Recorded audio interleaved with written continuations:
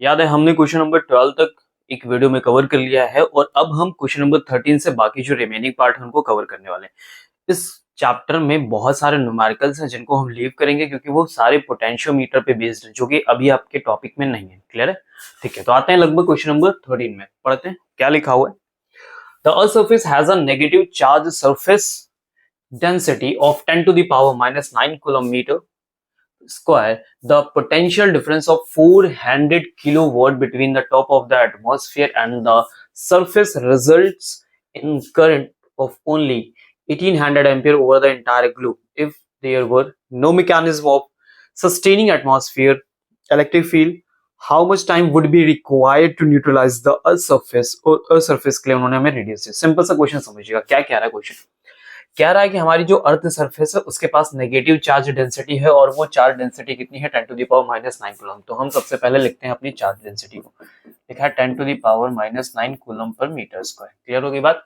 The potential difference between of 400 kilowatt between the top of the atmosphere and the surface reserve. समझना मेरी बात को। ये हमारी अर्थ सरफेस है। इस अर्थ सरफेस पे क्या है? नेगेटिव चार्ज डेंसिटी, यानी नेगेटिव चार्जेस हैं यहाँ पे सरफेस पे।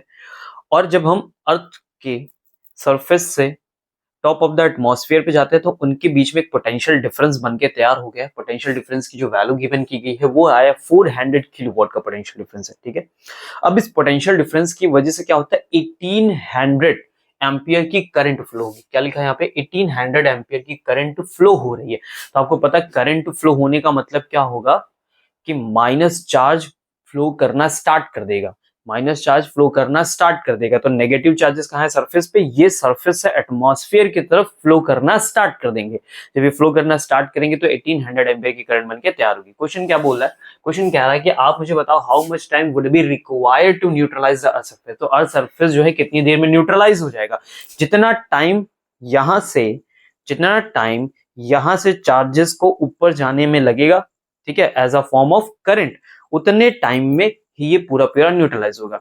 न्यूट्रलाइज होने का मतलब जितने चार्जेस हैं ये क्या बनाएंगे? करंट बनाएंगे। कितनी करंट बनाएंगे? 1800 एम्पियर की करंट बनाएंगे। ठीक है, वो करंट जितनी देर के लिए फ्लो होगी उतनी देर में न्यूट्रलाइजेशन कंप्लीट हो जाएगा। क्या बात समझ में आ गई? चलो शुरू करते हैं।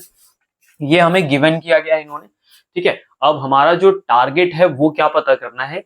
हमें चाहिए कि time, what is the time. तो सबसे पहले मैं क्या पता कर लूं कि मेरे सरफेस पे टोटल कितना चार्ज है। ठीक है, तो चार्ज का फॉर्मूला जब आप निकालने जाओगे, ठीक है, इसकी हेल्प से, तो चार्ज का फॉर्मूला क्या मिलेगा? तो सिग्मा इज इक्वल टू, मैं आपके लिए पहले फॉर्मूला लिख देता हूँ। फॉर्मूला क्या होगा? सरफेस चार्ज डेंसिटी का Q बाई ए होगा। ठीक है, अब मैं यहां से अगर Q की वैल्यू कैलकुलेट करूंगा तो सिग्मा इंटू ए आएगा। ठीक है, इसकी वैल्यू कितनी गिवन है? 10 to the power -9। ए का मतलब क्या हो गया कि कितना सरफेस एरिया होगा? तो अर्थ क्या है? एक स्फीयर है। स्फीयर होगा तो बेटा क्या आएगा? 4 पाई आर स्क्वायर।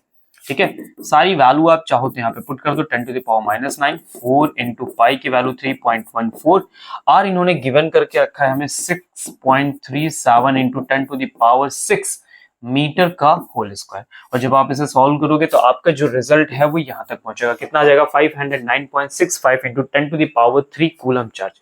अब जितना मेरे पास चार्ज है ये सारा चार्ज किसमें कन्वर्ट होगा? करंट में कन्वर्ट होगा।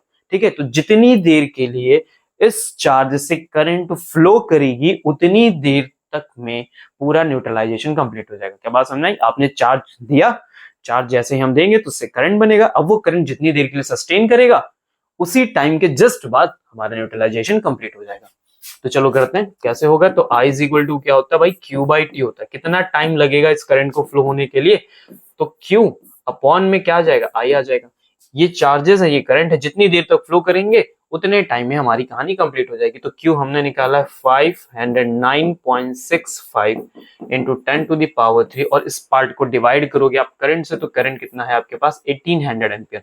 और जब हम सॉल्व करेंगे तो रिजल्ट कितना आएगा? 283 सेकेंड, अप्रॉक्स 283 सेकेंड का टाइम लगेगा जिसमें हमारी पूरी अर्थ सरफेस क्या हो जाएगी? न्यूट्रलाइज हो जाएगी। Get it? क्या बात समझ में आ गई आपको? क्लियर है? ओके, चलते हैं नेक्स्ट पार्ट पे। क्वेश्चन नंबर 14 क्या लिखा है? 6 lead acid type of secondary cells. कितनी सेल्स हैं? 6 सेल्स हैं। ईच ऑफ ईएमएफ 2 वोल्ट, सबका ईएमएफ कितना है? 2 वोल्ट है। And the internal resistance 0.015 ohm और सबका इंटरनल रेजिस्टेंस गिवन किया गया है 0.015 ohm are joint in series, सबको सीरीज में ऐड किया गया है। Okay, to provide a supply to resistance of 8.5 ओम। ठीक है, यहीं से एक एक्सटर्नल रेजिस्टेंस 8.5 ओम का लगाया गया है आउटसाइड में। What is the current drawn from the supply and it's terminal voltage. Okay, हमसे क्वेश्चन ने डिमांड किया है कि आप मुझे बताओ कि अगर मैं सीरीज का अरेंजमेंट ऐसे करके देता हूं, 6 लेड सेल्स हैं और उन्हें मैं सीरीज में अरेंज करता हूं, और अरेंज करने के बाद अगर मैं वहां से चाहूं कितनी करंट ड्रॉ करेगी, कितनी फ्लो करेगी, तो व्हाट इज द आंसर। तो सिंपल सा सीरीज का आंसर क्या होगा, नंबर ऑफ सेल्स सीरीज में ऐड करोगे तो टोटल एनी हो जाएंगी, डिवाइडेड बाय नेट रेजिस्टेंस करना होगा, तो नेट रेजिस्टेंस जो मिलेगा external plus number of internals. ठीक है, ई कितना गिवन है 6 इंटू 2, आर कितनी वैल्यू है 8.5 एंड प्लस 6 इंटू आर की वैल्यू दी है 0.015 ओम, तो यहाँ लिखेंगे 0.015 ओम। मल्टीप्लाई करोगे आप तो मल्टीप्लाई करने पर रिजल्ट आएगा, ये हो गया मेरा 12, 8.5 और ये हो गया 90, तो प्लस 0.090। ठीक है, तो आप इसे अगर ऐड करते हो यहाँ पे तो रिजल्ट आएगा 12/8.59। ठीक है, अप्रोक्स कितना आ गया 8.59, तो 8 का रिजल्ट है मेरे पास 8 1 जा 8। ठीक है, तो मोर देन 8 होगा, 8.59 होगा, और फिर लिखेंगे हम पॉइंट, और रिजल्ट हमारे पास 4 4 जा 32। ठीक है, तो ये 1.4 के अप्रोक्स हमारा रिजल्ट आएगा। दिस इज योर करंट, इतनी करंट यहां से फ्लो करेगी। सिंपल, पहला सॉल्यूशन हमारे पास आ गया, फॉर्मूले में रखा और कुछ किया नहीं। ओके, अब क्या करना है जरा देखो। अच्छा एक सेकंड, टर्मिनल वोल्टेज भी इन्होंने मांगा है, तो टर्मिनल वोल्टेज के लिए सिंपल सी बात है, क्या होगा टर्मिनल वोल्टेज, तो V से रिप्रेजेंट करते हो टर्मिनल वोल्टेज, है ना, V is equal to I into R. Simple एक लाइन में आप कवर कर सकते हैं। I की वैल्यू कितनी आई है 1.4 और R कितना गिवन किया गया था 8.5। जब आप इसे मल्टीप्लाई करोगे तो कितना आ जाएगा 0.5 0.2 0.4 20 और 2 की जाएगा, यहाँ पे कैरी होगा 32। ठीक है, तो ये अप्रोक्स आपका जो रिजल्ट आएगा 11.4 के अप्रोक्स मान के चलते हैं। ठीक है, तो ये आंसर आपका 11.4 के अप्रोक्स आ गया, 0.12 समथिंग, मे बी ऊपर नीचे हो सकता है, आप कैलकुलेट कर लीजिएगा। गेट इट, तो ये हमारा अगला रिजल्ट है। ओके, अब हमें करना है हमारा B part. What is our B part, क्या लिखा है, a secondary cell after long use has an EMF of 1.9 volt. ठीक है, इस सेल को हम काफी देर के लिए यूज कर रहे हैं, इसका ईएमएफ है 1.9 volt and a large internal resistance of 380 ohm, बहुत ही ज्यादा हाई रेजिस्टेंस लगा हुआ है in the form of internal resistance. What maximum current can be drawn from the cell, कितनी मैक्सिमम करंट यहां से फ्लो करेगी।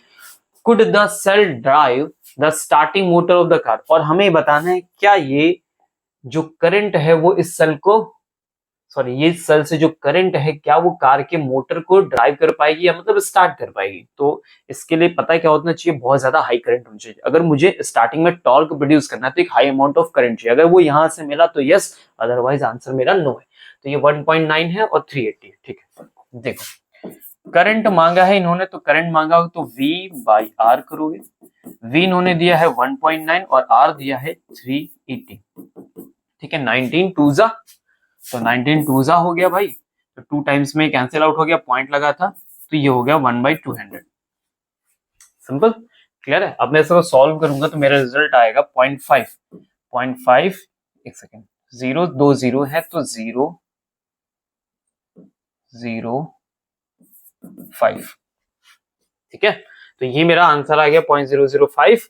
और इतनी कम अगर सर करंट मेरी बन के तैयार होगी, देखो करंट क्या बहुत ही ज्यादा लो है, अगर करंट लो है तो जो इससे टॉर्क बनेगा ना वो बहुत ही ज्यादा लो होगा, और ऐसी कंडीशन में आप अपनी मोटर को जितना रिक्वायर्ड टॉर्क है वो दे नहीं पाओगे, ऐसी कंडीशन में मोटर मूव ही नहीं करेगा। ठीक है, तो स्टार्ट नहीं होगी। ये क्वेश्चन पूछा था कि आज स्टार्ट होगी, तो आंसर क्या होगा, नहीं सर बिल्कुल भी स्टार्ट नहीं होगी। गुड, आगे नेक्स्ट क्वेश्चन पे क्या लिखा है, two wire of equal length, one of aluminium and other of copper, have the same resistance, which of the two wire is lighter, कौन सा ऐसा वायर है जिसका वेट कम होगा, लाइटर होगा, कौन सा वायर होगा जो हल्का होगा। Hence explain why aluminium wire are preferred for overhead power cables. और हमें कुछ वैल्यू भी इन्होंने यहाँ पे गिवन की है, ठीक है। ओके, चलो देखते हैं अपनी कहानी में क्या है। हमें बस बताना है कि कौन सा वायर हल्का है, कहने का मतलब हमें मास कंपैरिजन करना है, ठीक है। एक हमारे पास मास कॉपर का होगा और एक हमारे पास मास किसका होगा, एल्यूमिनियम का। तो हमें इनके बीच में कंपैरिजन लाके देना है कि कौन सा मास ज्यादा है या फिर कौन सा मास कम है, सिंपल। चलो तो मास की कहानी से शुरू करते हैं हम अपने टर्म को।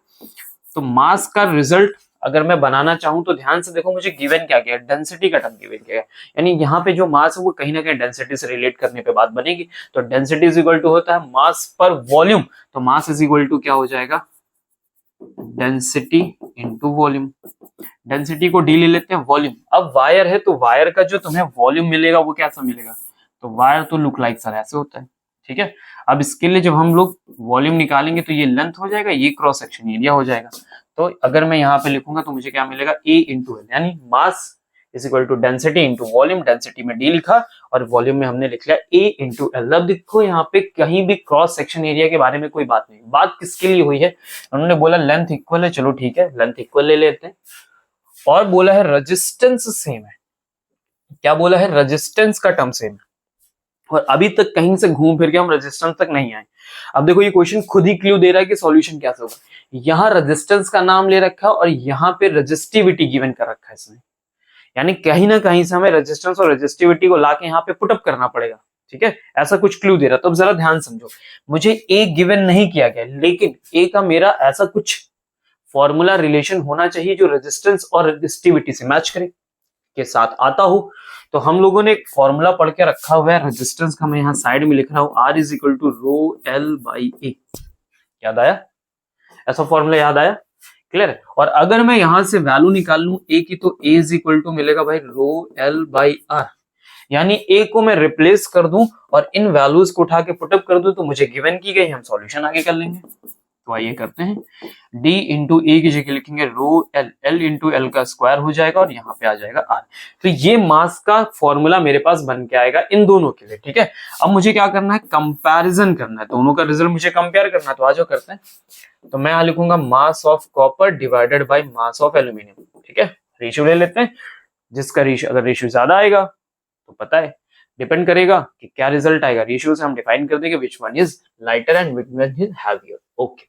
तो कॉपर के लिए इन्होंने डेंसिटी क्या गिवन कर रखी है, 8.9 गिवन की है, multiply rho L square by R. अब जरा मेरी बात ध्यान से समझिएगा, जब मैं इस पूरे टर्म को यहां रखूंगा और यहां रखूंगा तो ऐसी कंडीशन में जो एल का टर्म है इन्होंने सेम बोला है तो लेंथ से लेंथ कैंसिल आउट हो जाएगी, रेजिस्टेंस को भी सेम बोला है तो रेजिस्टेंस भी कैंसिल आउट है, केवल और केवल बचेगा डेंसिटी वाला पार्ट, सॉरी रेजिस्टिविटी वाला पार्ट। तो कॉपर की रेजिस्टिविटी लिख रहा है 1.72 इंटू 10 टू द पावर -8। क्या बात सबको समझ में आई, क्लियर हुई सबको बात, मैं क्या कह रहा हूँ, एल और आर के टर्म दोनों के लिए सेम है तो कैंसिल आउट हो जाएंगे। एल्यूमिनियम के लिए वैल्यू रखो, तो रखा 2.7, मल्टीप्लाई करिए, मल्टीप्लाई करेंगे 2.63 इंटू 10 टू द पावर -8, ये -8 उड़ गया सर, ठीक है। 2.7 और 2.63 और 8.9 और ये कितना है 1.72। जल्दी से वीडियो को पॉज करिए और कैलकुलेशन करके बताइए कितना आ रहा है, जल्दी फास्ट कैलकुलेशन करेंगे।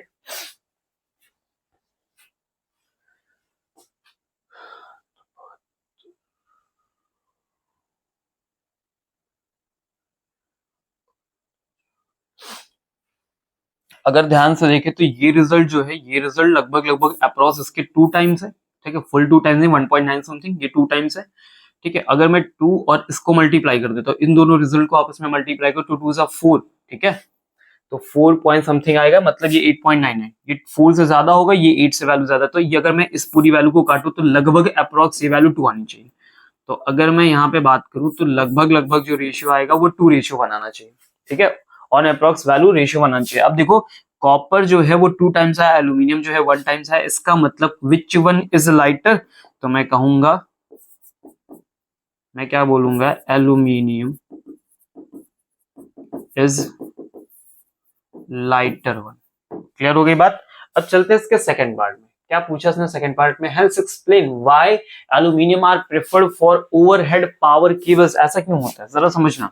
जब हम पावर केबल्स यूज कर रहे होते हैं, ठीक है, तो पावर केबल से सप्लाई कर रहे होते हैं, फॉर एग्जांपल ये वन एंड हो गया, ये हमारा दूसरा एंड हो गया। अब इस एंड से लेके मुझे दूसरे एंड तक इस वायर को लेके जाना है।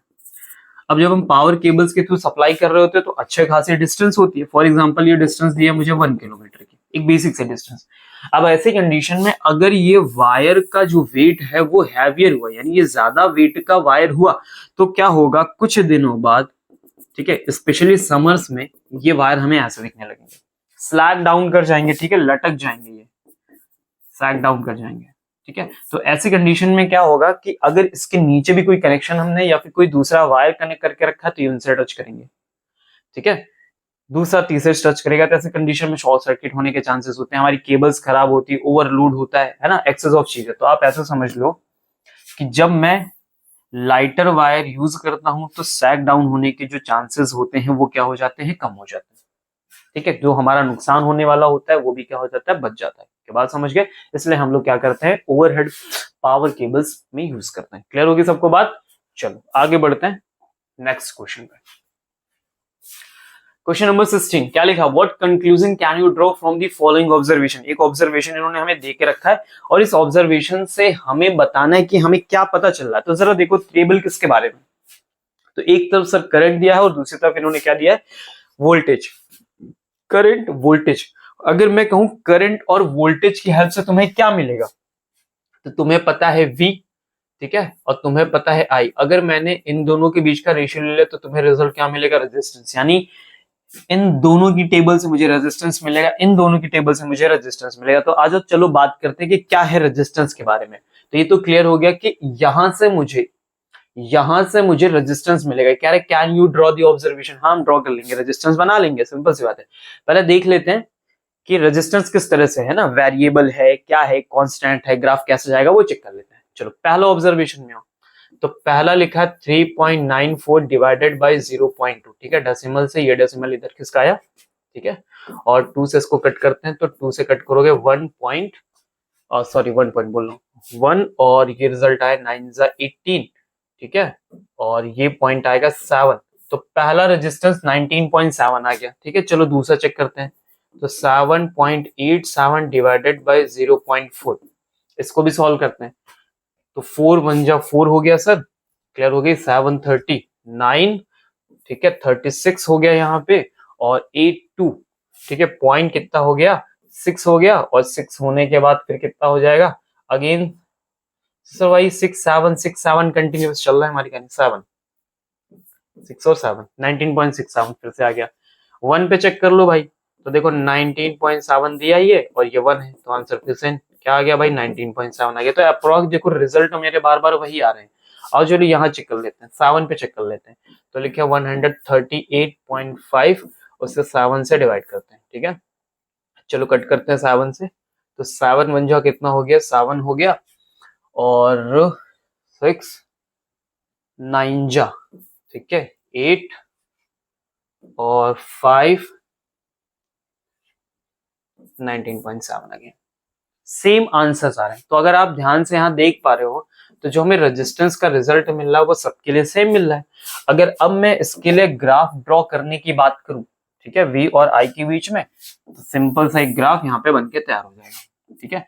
इधर रखते हैं पोटेंशियल और इधर रख लेते हैं करंट। अब आपने देखा कि जो हमारे रिजल्ट हैं वो लगभग सबके क्या आ रहे हैं, सेम आ रहे हैं। मतलब अब हमने जब दो वैल्यूज यहाँ से कोई भी चेक की, ठीक है, एक तरफ पोटेंशियल लिया, एक तरफ करंट लिया, एक तरफ पोटेंशियल, एक तरफ करंट लिया, तो जो हमारे रिजल्ट आए हैं वो अप्रोक्सीमेटली सब सेम है। तो सबकी वैल्यू लगभग क्या ही 19.7 ओम आई। क्या इतनी बात समझ में आ गई, क्लियर है सबको, क्या ये बात समझ में आई। तो ये जो हमें गिवन किया गया है, यहाँ से जो रिजल्ट हमें मिला है, यहाँ से हमें कांस्टेंट बिहेवियर देखने को मिला है रेजिस्टेंस का। क्या बात सबको समझ में आ गई। ओके, अब यहाँ से ऑब्जर्व आप क्या कर रहे हो, तो ऑब्जर्वेशन में आप क्या बताओगे कि क्या हो रहा है यहाँ पे। देखो एज वी इंक्रीज पोटेंशियल तो क्या होगी, करंट भी इंक्रीज कर रही है, गेट इट। करंट इंक्रीज कर रही है, अगर करंट इंक्रीज कर रही है तो टेम्परेचर को भी क्या करना चाहिए, इंक्रीज करना चाहिए।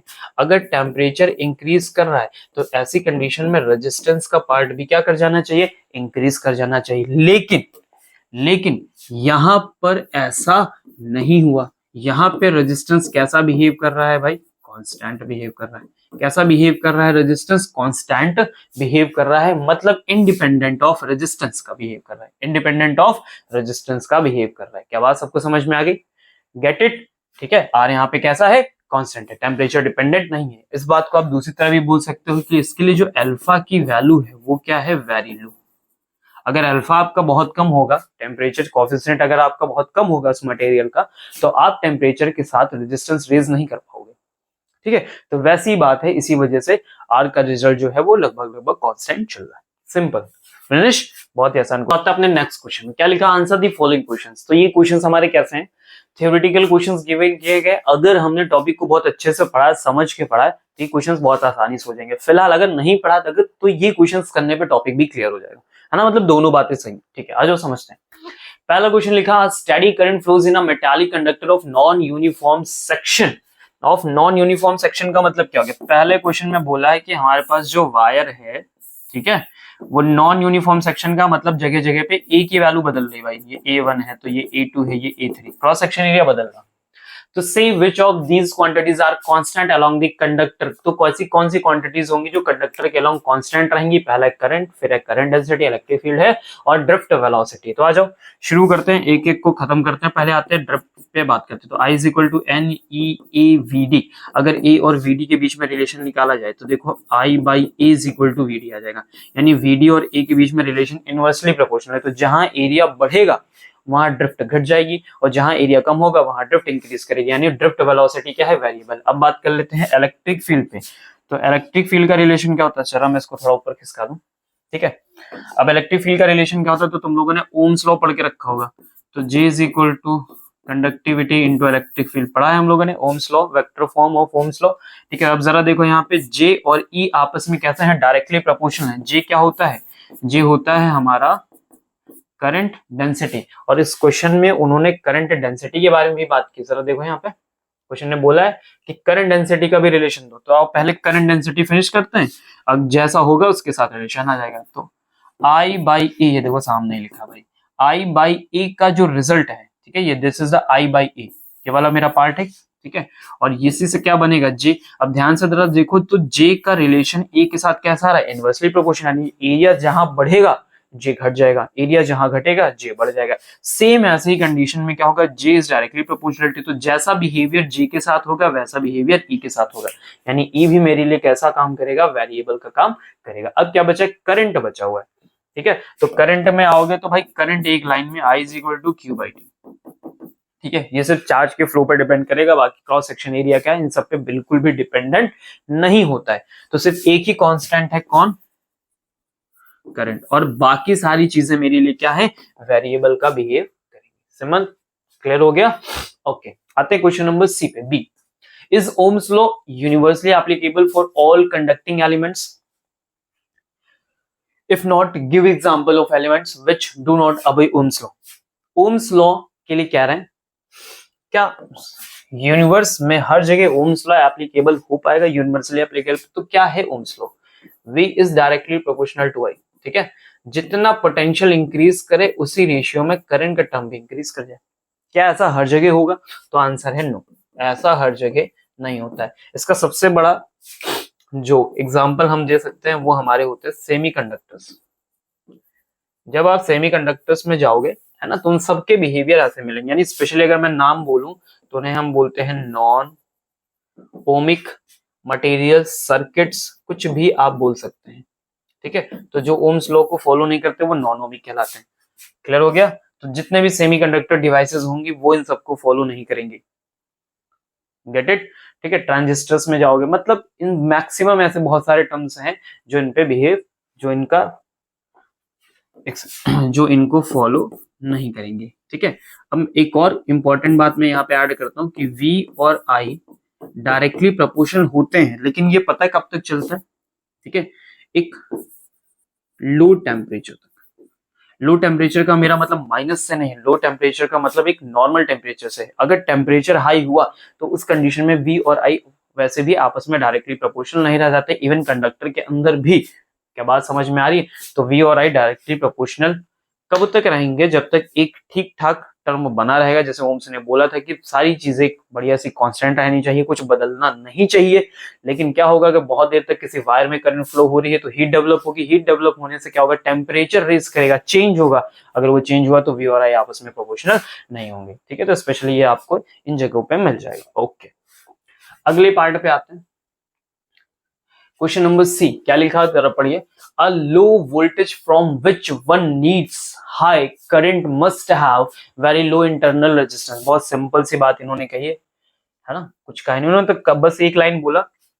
कह रहे हैं अगर मुझे करंट ज्यादा चाहिए तो रेजिस्टेंस कम होना चाहिए। वो भी क्या रेजिस्टेंस? इंटरनल वाला। सिंपल सी बात है, अगर मुझे आई मैक्स चाहिए होता है तो हम आई मैक्स पाने के लिए क्या करते हैं कि भाई एक्सटर्नल रेजिस्टेंस ना कम होगा, नहीं इंटरनल रेजिस्टेंस जितना कम से कम होगा उतनी ज्यादा हाई करंट हमको मिलेगी। ठीक है, बात खत्म हो गई। क्वेश्चन ने बोला ऐसा क्यों होता है, तो आप बता रहे हो कि मुझे क्या चाहिए? मैक्सिमम करंट चाहिए। लो voltage from which one needs high current must have very low internal resistance. इसकी वैल्यू कम है तो इसकी वैल्यू और कम कर दो, तभी जाके ये करंट हमारी हाई होगी, क्योंकि लो वोल्टेज है आपके पास। Question number D, why a high tension HT supply of say 6 kilovolt must have a very large internal resistance। ठीक है, अभी देखो इसी क्वेश्चन का जस्ट अपोजिट, ये कह रहे हैं कि हाई टेंशन मतलब बहुत ज्यादा हाई पोटेंशियल लगाया। कितना लगाया? 6 किलो वोल्ट का लगाया, मतलब 6000 पहुंच जाओगे। के मतलब 1000, इतना वोल्ट लगाया तो बोले लार्ज इंटरनल रेजिस्टेंस चाहिए। भाई बिल्कुल चाहिए। ठीक है, क्यों चाहिए लार्ज? अगर मैंने बहुत ज्यादा हाई रेजिस्टेंस को यूज नहीं किया तो ऐसी कंडीशन में क्या होगा? जो करंट का अमाउंट है वो बहुत ज्यादा हाई होगा, एकदम से बहुत ही ज्यादा हाई अमाउंट की करंट सर्किट में फ्लो करेगी। ठीक है, और जिस भी सर्किट में ये फ्लो कर गई वहां पर शॉर्ट सर्किटिंग के चांसेस बन जाएंगे। ठीक है, बहुत आराम से। अगर हाई रेजिस्टेंस नहीं हुआ और इतने हाई पोटेंशियल पे करंट फ्लो करेगा, जब इतना हाई अमाउंट से करंट फ्लो करेगा तो शॉर्ट सर्किट के चांसेस बनेंगे। क्या बात समझ में आ रही है? ओके, तो इसीलिए मुझे हाई इंटरनल रेजिस्टेंस। आते हैं नेक्स्ट पार्ट पे, क्या लिखा? Choose the correct alternative. ठीक है, तो हमें इन्होंने यहाँ पे अल्टरनेटिव्स दी हैं चेक करने के लिए। आ जाओ, तो इसमें ग्रेटर और लेसर चेक करना है, लोअर और हायर चेक करना है। ठीक है, यहाँ पे इंडिपेंडेंट है या फिर इंक्रीज होता है ये बताना है। यहाँ पे दो ऑप्शन दिए, 10 की पावर 22 10 की पावर 3, इनमें ऑप्शन बताना है। आज पढ़ते। पहला, alloys of metal usually have resistivity than that of their constituent metals। alloys की जो रेजिस्टिविटी होगी वो ज्यादा होगी या कम होगी उनके मेटल से। तो सबसे पहले बात कर लेते हैं जरा कि अगर तुम्हारे पास मेटल है, ठीक है, तो तुमको एलॉयज की जरूरत पड़ क्यों रही है? तो मेटल का काम क्या होता है भाई? मेटल के पास बहुत सारे इलेक्ट्रॉन्स होते हैं भर भर के फ्री। ठीक है, जब तुम मेटल से करंट फ्लो कराओगे तो हाई अमाउंट का करंट फ्लो होगा, मतलब मैक्सिमम करंट जाएगी, ज्यादा से ज्यादा करंट। जब जितनी ज्यादा करंट फ्लो होगी तो H is equal to I square R T के अकॉर्डिंग बहुत ही ज्यादा हीट बनेगी। और जब बहुत ज्यादा हीट बनेगी तो टेम्परेचर रेज कर रहा है, टेम्परेचर रेज करेगा तो जो रिजल्ट्स आएंगे वो खराब होंगे। रीडिंग्स अगर आप निकाल लो तो वो गलत आना शुरू होंगी और चांसेस बनेंगे कि आपने जो भी सर्किट लिया है या फिर जो भी आप अप्लायंसेस यूज कर रहे हो वो जल्दी से जल्दी खराब हो जाएगा, क्योंकि हीट बहुत ज्यादा बन के तैयार हो रही है। अब इसी बात को हमें करना था कंट्रोल, तो इसलिए हमने बनाया एलॉयज। 2 से 3 मेटल्स लिया, उनको बढ़िया मिक्स किया और एलॉयज बनाया। इससे फायदा क्या हुआ? क्या किया हमने? ये जो हमारे फ्री इलेक्ट्रॉन्स थे यहाँ पे, ठीक है, इनके नंबर को हमने कर दिया कम। इतना कम किया कि जो नॉन कंडक्टिंग मटेरियल्स होते हैं उनसे ज्यादा रहे। ठीक है, अपने रिजल्ट के अकॉर्डिंग जितना हम चाहते हैं कि बस इतना ही फ्लो हो उसके अकॉर्डिंग हमने कर दिया। और जब तुमने इसको कर दिया लो, तो ऐसी कंडीशन में जो हीट हाई बन रही थी वो क्या हो गई? लो हो गई। अब इसकी वजह से जो हमारा रिजल्ट होगा, जो सर्किट होगा, वो ज्यादा देर के लिए बिहेव कर पाएगा, ज्यादा देर के लिए अच्छे से काम कर पाएगा। जो रिजल्ट्स में हमें प्रॉब्लम मिल रही थी, एरर्स मिल रही थी, वो हमारे कंट्रोल में होंगी। तो इसलिए जरूरत पड़ती भाई एलॉय की। तो अब तुमको सारी बातें अपने आप ही समझ में आ जाएंगी कि क्वेश्चन में क्या है। ठीक है, तो क्वेश्चन ने बोला था कि अलॉयज जो होंगे वो मेटल्स के कंपैरिजन में हाई रेजिस्टिविटी के साथ चलेंगे या लो रेजिस्टिविटी के साथ। तो सिंपल सी बात है, हमने नंबर्स कम किए तभी अलॉय बने, तो रेजिस्टिविटी क्या होनी चाहिए, ग्रेटर होनी चाहिए। Second, alloys usually have much lower and higher temperature coefficient of resistance than pure metals. Pure metals में क्या होता है, मैंने भी बताया, जैसे जैसे टेम्परेचर बढ़ेगा, ठीक है, रेजिस्टेंस इंक्रीज करेगा। अल्फा का जो टर्म है बहुत तेजी से बढ़ता है प्योर मेटल्स के लिए। यही तो हमारे लिए प्रॉब्लम है कि टेम्परेचर रेज करने लगता है, रेजिस्टेंस तो हीट ज्यादा डेवलप होती, तो ये जो टेम्परेचर और रेजिस्टेंस है डायरेक्टली प्रोपोर्शनल होकर बिहेव करते हैं, यही हमारे लिए सबसे बड़ी दिक्कत होती। वही प्रॉब्लम तो सॉल्व करने के लिए हमने अलॉयज बनाए। तो अलॉयज में क्या सेम फिर से वही वाली बात होगी, नहीं। तो यहाँ का जो कॉफिशिएंट होने वाला है वो कैसा होने वाला है, लो होने वाला है। क्या बात समझ में, ताकि ज्यादा देर तक हमारा रेजिस्टेंस कांस्टेंट रहे, करंट बढ़े, टेम्परेचर जब हल्का हल्का इंक्रीज कर पर रेजिस्टेंस ना बढ़े, क्योंकि रेजिस्टेंस भी बढ़ गया तो और ज्यादा हीट बनेगी। आई बात समझ में, okay. Third part, the resistivity of the alloy manganese is nearly independent of oblique increases rapidly with increase of temperature. बिल्कुल नहीं, अगर ये एलॉय है तो सिंपल सी बात है, ये क्या होगा, इंडिपेंडेंट होगा। हमने बनाया ही एलॉय इसलिए है ताकि ये इस पर डिपेंड ना हो। Third, last part, the resistivity of a typical insulator like that amber is greater than that of a metal by a factor of the order 10 to the power 22 or 10 to the power 3। तो question क्या रहा है कि 10 की power 3 से ज्यादा होगा या फिर 10 की पावर 22 से ज्यादा होगा। तो सिंपल सा आंसर है, रेजिस्टिविटी क्या होगी एज अ कंपैरिजन, बहुत ही ज्यादा होने वाली, ठीक है, बहुत ज्यादा होगी। तो इसका जो आंसर आएगा वो किससे इंक्रीज करेगा, 10 की पावर 22 से इंक्रीज करेगा। अच्छा खासा गैप डेवलप करते हैं। क्या बात सबको समझ में आ गई, ओके। चले आगे बढ़ते हैं, अगले क्वेश्चन पे आते हैं भाई। Next question number 19, given a, okay चलो ध्यान से देखो, छोटे से कैलकुलेशन के क्वेश्चंस आ गए, किया जाए इन्हें। Given n resistors, each of resistance capital R show okay, वाह भाई थोड़ा सा ये गड़बड़ हो गया। Show will you combine them to get, first part क्या है मैक्सिमम, सेकंड पार्ट क्या है minimum effective resistance, what is the ratio of the maximum to minimum resistance. Question क्या कह रहा है कि n रेजिस्टर्स हैं, एक बार सीरीज में लगाए, ठीक है, एक बार पैरेलल्स में लगाए, तो क्या आंसर आएगा। फिर सीरीज और पैरेलल में जो आपने लगा के कंबाइन करके रेजिस्टेंस मिला है, इक्विवेलेंट रेजिस्टेंस जो फाइंड आउट किया, उनके रेशियो दे दो, सिंपल। तो बच्चों वाला क्वेश्चन है, पहले इसको निपटा लिया जाए, करते हैं। पहला सीरीज में चलें, तो सीरीज में मुझे क्या करना है, एन रेजिस्टेंस को जोड़ना है आर आर के, आर आर प्लस आर, और ऐसा से जोड़ते जाओगे भाई तो कितनी टाइम जोड़ना पड़ेगा, एन टाइम जोड़ना पड़ेगा। क्लियर हो गया, यहां से मिलेगा मेरा आर इक्वल। तो अगर मैंने सबको एन टाइम जोड़ा, मान लो 10 बार आर जोड़ा तो 10 आर, 50 बार जोड़ा तो 50 आर, एन बार जोड़ा तो सर एन आर। ये मिल गया मेरा आंसर सीरीज का, पहला पार्ट इसका किया। फिर इन्होंने कहा भाई पैरेलल में भी दो, तो पैरेलल में जोड़ देते हैं। तो पैरेलल में 1/r plus 1/r plus 1/r, और ये भी कितने टाइम्स लेके जाना है तुमको, n टाइम्स लेके जाना है, ठीक है। तो यहाँ पे मैंने कर दिया r 1 1 1 1 करके, तो ये मेरा हो गया 1/r इक्विवेलेंट। अब 1 2 3 4, अगर 10 बार होता है तो 1 2 3 4 करते तो 10 बन जाता है। n बार किया है तो क्या बनेगा भाई, n/r बन जाएगा, 1/r इक्विवेलेंट। तो मुझे चाहिए होता है सर r इक्विवेलेंट, ये बात ध्यान रखना, r/, तो ये कॉम्बिनेशन मेरा सीरीज का और ये कॉम्बिनेशन मेरा किसका हो गया भाई, पैरेलल का। इन्होंने कहा कि हमें रेशियो भी देते जाओ, तो आप देते हैं, तो हमें रेशियो भी दे देते हैं, ऐसी क्या बात है, लगे हाथ रेशियो भी ले लो। तो लो भैया, ये हमारा हो गया सीरीज, और इधर लगाया हमने भैया पैरेलल। तो सीरीज का रिजल्ट तुम लेके आए थे n इंटू आर, और यहाँ पे लेके आए हैं हम भाई r/n। देखो सिंपल, तो यहाँ पे हम क्या लेके आए n, और ये उड़ाओ, देखो r से r कैंसिल हो गया, n ऊपर चला गया तो बना n²/1, यानी रेशियोज क्या मिले, n² रेशियो। तो जब भी कभी ऐसे कोई कॉम्बिनेशन करोगे तो आप सीधे उनके नंबर्स का स्क्वायर करके रेशियो 1 दे देना। क्लियर होगी बात। अगर बोला जाता है 10 सीरीज में है, 10 पैरेलल में, रेशियो बताओ, तो 100:1। ओके चलो, तो ये पहले क्वेश्चन को हमने निपटा दिया है। अब बात करेंगे बी वाले पार्ट में। क्या लिखा, given the resistance of 1 ohm, 2 ohm, 3 ohm, how will you combine them to get an equivalent resistance of 11 by 3 ohm, 11 by 5 ohm, 6 ohm और 6 by 11 ohm? बच्चों वाला क्वेश्चन हो गया भाई सर।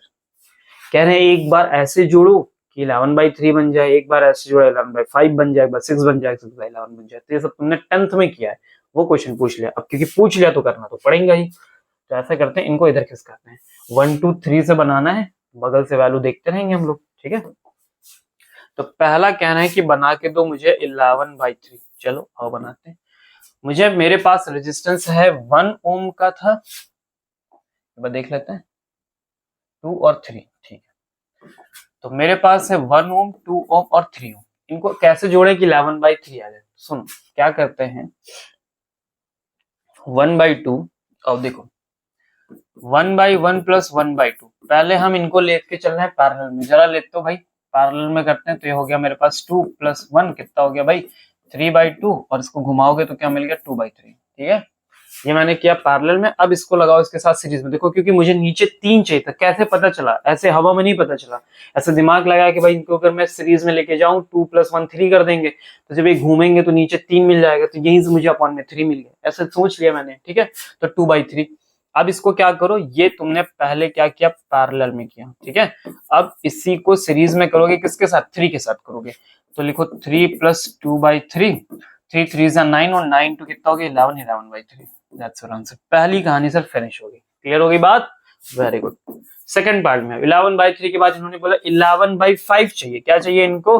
11 by 5 चाहिए, ठीक है। अभी समझना कि अब देखो मैंने कैसे कहा था, मैंने कहा था 1 और 2 अगर ऐड हो जाए और फिर इनवर्स हो जाए तो 3 आ जाएगा। अब मुझे 5 चाहिए, तो 2 और प्लस 3 अगर ऐड हो जाए तो 5 हो जाएगा, अगर इनवर्स हो जाएगा तो अपॉन में आ जाएगा। आई बात समझ में? तो इस बार जो है वो पैरेलल की कहानी कहां से शुरू करोगे? 2 और 3 से। तो 1 by 2 प्लस 1 by 3। अभी देखोगे तो ऊपर कितना हो जाएगा भाई 3 plus 2 अपॉन में 6 हो जाएगा। तो क्या मिला तुमको भाई यहाँ पे 6 by 5। देखो आ गया अपॉन में 5। अब इसको क्या करो 1 के साथ सीरीज में ले लो। तो 6 by 5 प्लस 1 क्या हो गया 6 5 11। ये आ गया आंसर दूसरा। Simple, okay good. और क्या चाहिए भाई हमको? तो देख लिया जाए एक बार 6 ओम चाहिए और एक बार 6 by 11 चाहिए। एक बार 6 ओम चाहिए और एक बार क्या चाहिए हमें 6 by 11, ठीक है। एक बार 6 चाहिए और एक बार चाहिए 6 by 11। किया जाए तो 6 तो सर बड़ा आसान है, 1 plus 2 plus 3 दिया हुआ है इन्होंने, तो 3 2 5 plus 1 6। सबको किस में लेना था? सीरीज में लेना था। 6 by 11 आ रहा है, ठीक है। 6 by 11 आ रहा है, इसका मतलब क्या हुआ 6 चाहिए तुमको अपॉन में। देखो 6 अपॉन में कब मिलेगा? जब ये तीनों जुड़ेंगे। इसका मतलब तीनों को किस में लपेटा इन्होंने? पैरेलल में लपेटा है। 1 by 1 plus 1 by 2 plus 1 by 3, ठीक है। तो ये सब ऊपर चलेगा तो 1 plus 2 plus 3 और अपॉन में 3 2 6 हो गया। आया 6। ये घुमाओगे देखो रिजल्ट यहां से देखो 1 plus 2 plus, एक सेकेंड, ठीक है 1 plus 1 plus 2 plus 3, ओके। तो ये भी 6 हो गया और 3 2 5 1 6 और कितना आंसर आना चाहिए 11।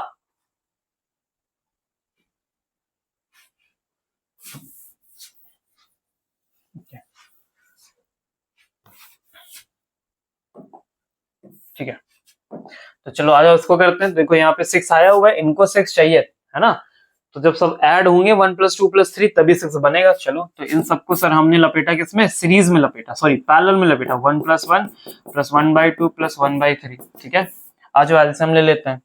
तो ये तो तुम्हारे पास देखो 6 आ गया, तभी 3 2 6 6 बन गया। तो यहाँ पे आया 6 और यहाँ पे आया 3 और यहाँ पे आया 2। तो 6 3 plus 2 कितना हो गया 11 by 6। आंसर आ गया 11 by 6। इनवर्स करोगे तो क्या बनेगा 6 by 11। That's your answer. तो ये तो बच्चों वाला क्वेश्चन था, हम लोगों ने निपटा दिया है। आइए अब देखते हैं कुछ बढ़िया क्वेश्चन है क्या सी पार्ट का। तो एक इन्होंने डिजाइन बना के दी है साड़ी का किनारा, कह रहे हैं इक्विवेलेंट रेजिस्टेंस बता दो इस नेटवर्क का। आसान है सर ये भी, तो इसी में लपेट दिया जाए क्या? चलो थोड़ा साफ सफाई कर लेते हैं, यहीं पे उड़ाते हैं हम लोग, ठीक है। इसी जगह पे हम लोग करते हैं।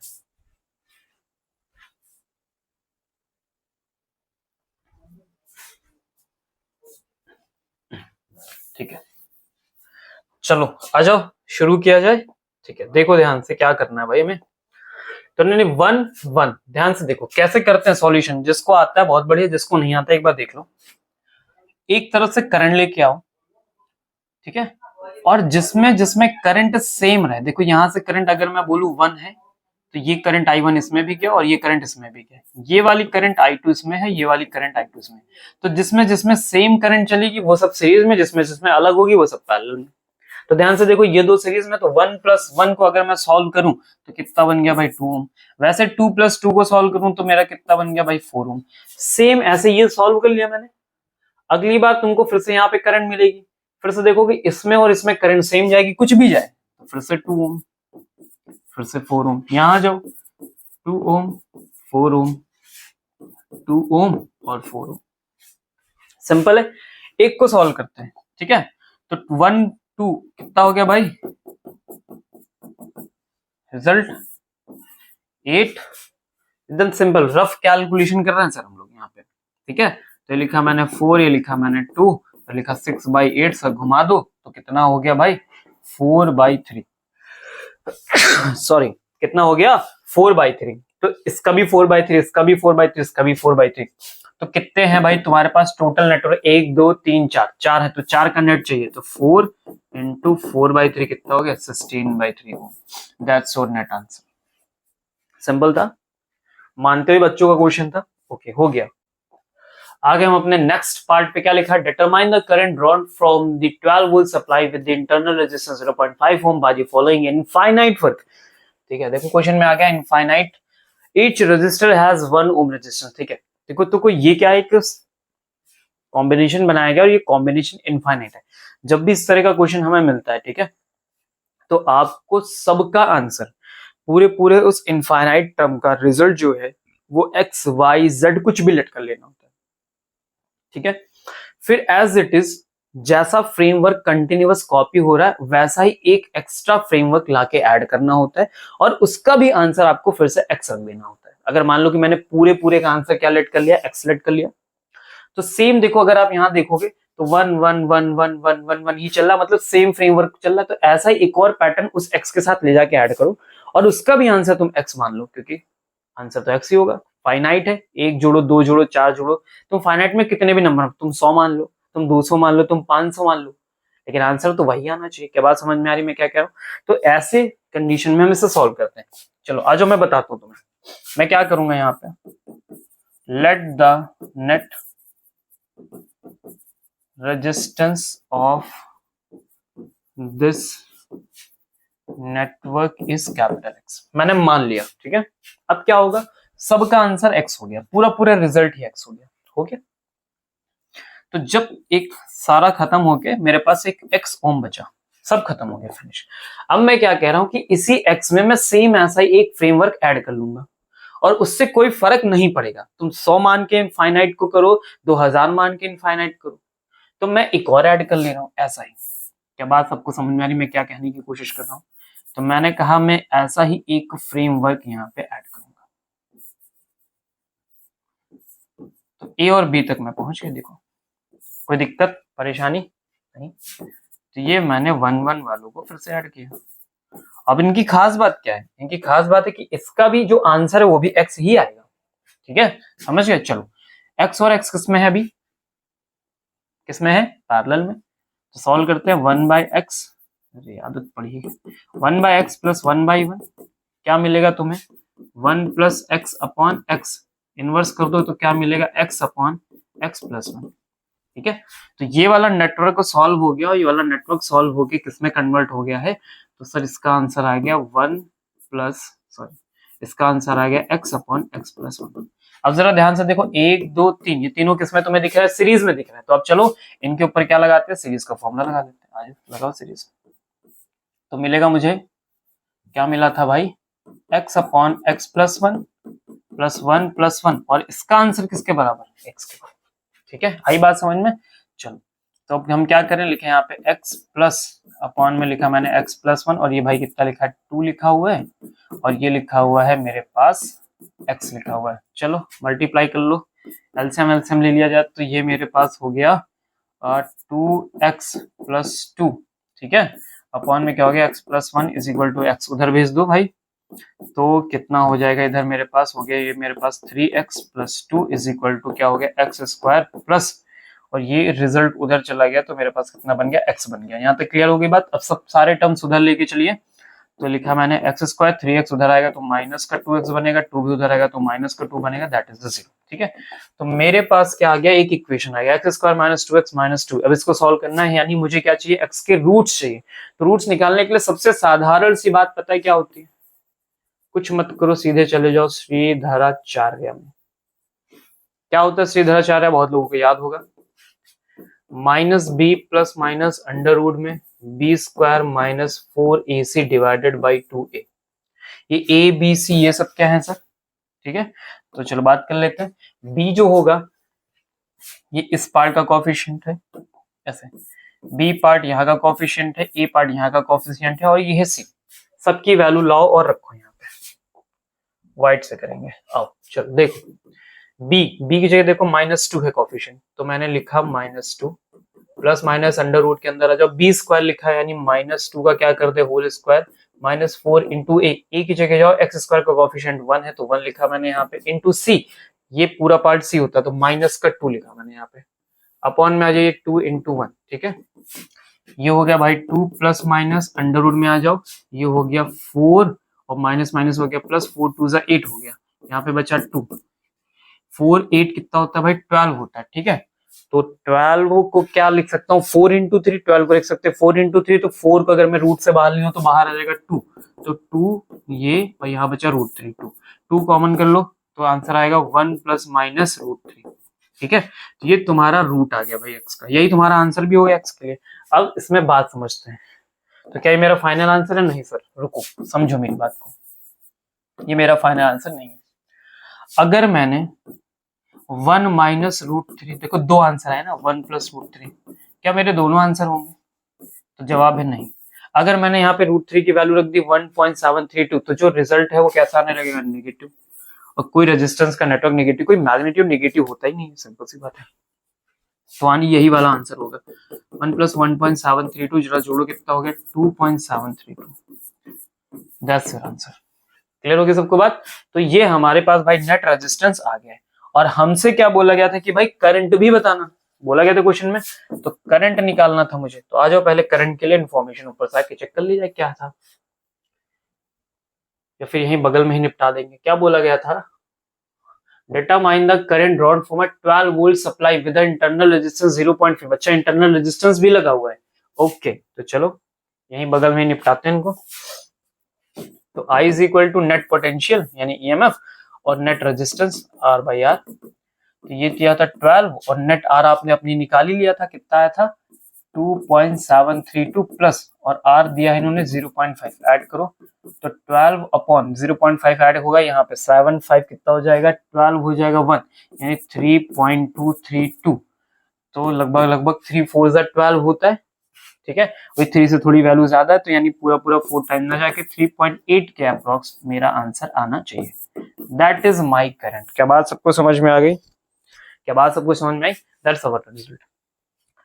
तो हमने चैप्टर 3 को प्रॉपर पूरी तरह से कंप्लीट कर दिया, और भी बहुत सारे क्वेश्चंस थे जो एक्स्ट्रा क्वेश्चन बचे थे, मैंने बताया वो सब पोटेंशियोमीटर पे बेस्ड है, तो आपको उनसे कोई लेना देना नहीं है। क्लियर होगी सबको बात।